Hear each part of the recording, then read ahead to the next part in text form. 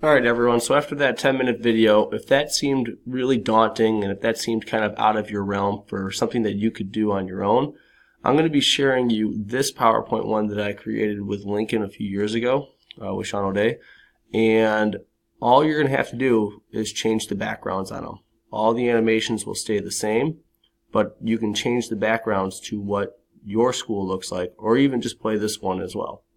So what I'm going to do here is I'm going to show you how to change it. So in this slide, this beginning slide, I'm going to go to a spot where there's not really anything going on. So if I click on this, it's going to start editing the text.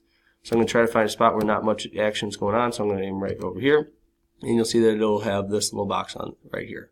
I'm going to go to Format Background, and just as before, I'm going to go to Picture, and I'm going to do File, and I'm going to go to the file that of the pictures that I've already created, and I'm going to change the picture. So I'm going to change one to the Lowell picture, for example.